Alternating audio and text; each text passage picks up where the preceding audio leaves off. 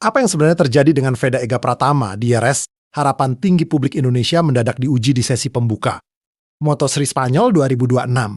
Dalam free practice pertama yang berlangsung di Circuito DRS, Veda justru tampil jauh dari ekspektasi.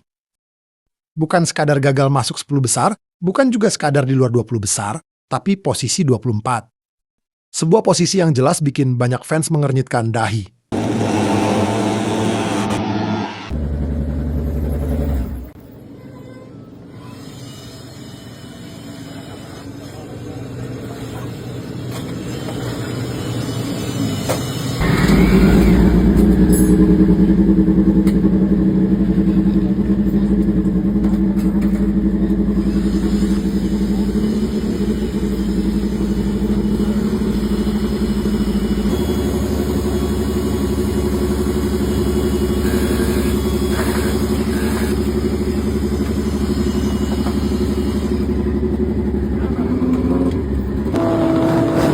Veda mencatatkan waktu terbaik 1 menit 46,808 detik, selisihnya cukup jauh sekitar 2,4 detik dari pembalap tercepat sesi ini, yaitu Maximo Quiles yang tampil dominan dengan 1 menit 44,833 detik.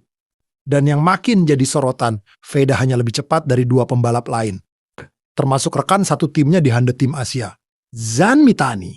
Ini jelas bukan gambaran performa yang ingin dilihat para fans Indonesia. Tapi sebelum kita buru-buru menyimpulkan, ada satu hal penting yang harus kita pahami, ini baru free practice 1. Yep, sesi latihan pertama, sesi yang seringkali justru paling menipu. Kenapa? Karena di FP1, banyak tim belum menunjukkan kartu aslinya. Mereka masih fokus mengumpulkan data, mencoba berbagai setup untuk motornya. Bahkan kadang sengaja tidak push maksimal. Dan kalau kita bicara soal Veda, ini bukan pertama kalinya dia terlihat dingin di awal. Lalu tiba-tiba meledak di sesi berikutnya.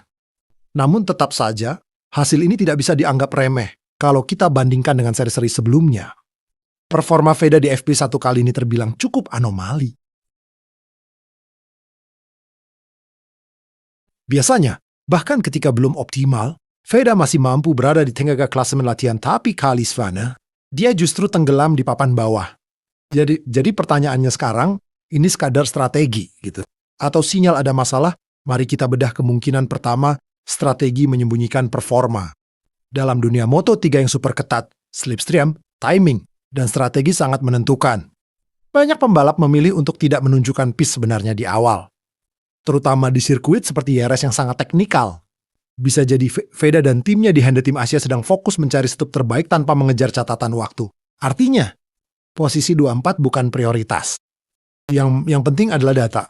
Tapi ada juga kemungkinan kedua, masalah teknis atau adaptasi. DRS bukan sirkuit yang mudah. Karakternya teknikal, penuh kombinasi tikungan cepat dan lambat, serta membutuhkan feeling tinggi antara pembalap dan motor. Kalau settingan motor belum klop atau feeling belum dapat, maka selisih 2 detik lebih itu bukan hal yang aneh.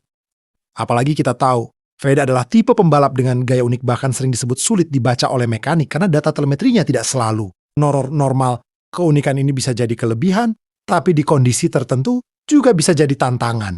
Lalu ada faktor ketiga, tekanan. Jangan lupa, Veda sekarang bukan lagi sekadar pembalap muda biasa. Dia datang ke Moto3 dengan ekspektasi besar dari Indonesia. Setiap performa selalu disorot, setiap hasil selalu dibandingkan, dan di level ini, tekanan mental bisa sangat berpengaruh. Pertanyaannya, apakah ini salah satu faktor, atau justru Veda sedang dalam proses menemukan ritmenya yang jelas? Semua pertanyaan ini belum punya jawaban pasti. Karena sesi sesungguhnya belum dimulai, Veda masih punya kesempatan di sesi praktis yang akan digelar Jumat sore. Disinilah biasanya para pembalap mulai push, mencari waktu terbaik untuk mengamankan posisi kaki 2. Maka dari itu kita baru bisa melihat gambaran sebenarnya. Kalau Veda mampu melonjak signifikan di praktis, maka FP1 ini bisa dianggap hanya pemanasan. Tapi kalau masih tertahan di papan bawah, nah, di situ baru alarm mulai berbunyi. Dan jangan lupa, masih ada FP2, kualifikasi hingga race di hari Minggu. Moto3 adalah kelas yang penuh kejutan. Selisih waktu yang terlihat besar di awal bisa hilang dalam sekejap ketika pembalap menemukan ritme dan slipstream yang tepat. Satu lap bagus saja bisa mengubah segalanya.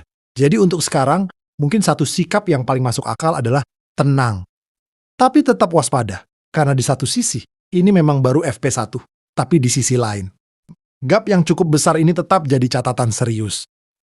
Dan sekarang, semua mata akan tertuju pada satu hal, bagaimana respons Veda di sesi berikutnya. Apakah dia akan bangkit atau justru kesulitan berlanjut? Karena satu hal yang pasti di dunia balap, bukan bagaimana kamu memulai, tapi bagaimana kamu mengakhiri, dan cerita Veda Ega Pratama di RS. Masih jauh dari kata selesai. Dan inilah cuplikan hasil praktis Veda Ega Pratama di sirkuit Jerez Spanyol.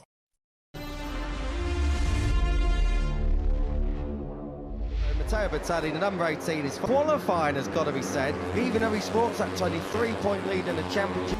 Matteo Bertalli, the number 18, is qualifying, has got to be said, even though he sports that 23-point lead in the championship. His qualifying could do with a little bit of working on, but he's still there on Sunday, so that's the main thing. The only rider that's beaten him so far in a head-to-head for victory, that has been David Almanza, because you've got to say Quiles was lucked into P2 last time out, because he looked like he was fading actually towards the end of proceedings over at Kota. While I mentioned David Almanza, of course, he's back alongside his teammate David Munoz, so Team Dave is restored here at Jerez.